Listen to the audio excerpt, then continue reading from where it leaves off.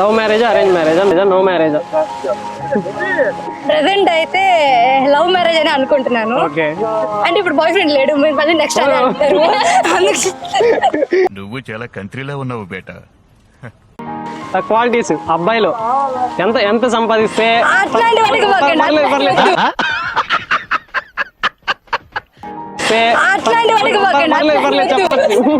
మేము చాలా చూసేస్తాం, వద్దొద్దు. క్వాలిటీస్ చెప్పండి. ఫైనాన్షియల్ స్టెబిలిటీ ఉంటే చాలు, పెళ్లి చేసుకునే టైంకి. ఇప్పుడు కాదు, ఎవరైనా పర్లేదు.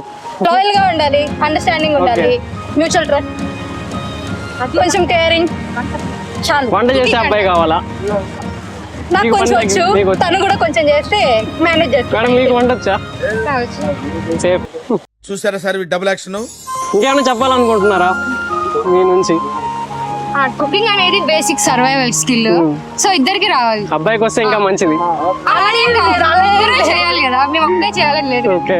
నేను చేస్తాము, మాకు హెల్త్ బాగాలేనప్పుడు వాళ్ళు సపోర్ట్ చేయాలి కదా. ఇంట్లో పనులు షేరింగ్ అనుకో, ఇప్పుడు జాబ్ కూడా మీరే అంటున్నారుగా, షేరింగ్ చేసుకోవాలి, ఇద్దరు ఎర్న్ చేయాలని. అంటే మేము పనులు కూడా అంతేగా, మేము ఇంట్లో పని చేయాలంటే మా వల్ల కష్టం కాదు. సో ఈక్వల్ షేరింగ్ చేసుకుంటే చాలు. ఇలా ఫెమినిస్ట్ లాగా కాదు, షేరింగ్ ఉండాలి అంతే. ఓకే, థ్యాంక్ యూ మేడం, చాలా బాగా చెప్పారు. సుమూర్తం ఈవెంట్స్ ని ఫాలో అవ్వండి, ఏమన్నా ఈవెంట్స్ ఉంటే కాంటాక్ట్ అవ్వండి. నెంబర్ మీరు పెట్టుకుంటారుగా, పేజ్ కూడా పెట్టారు. పెట్టేయండి.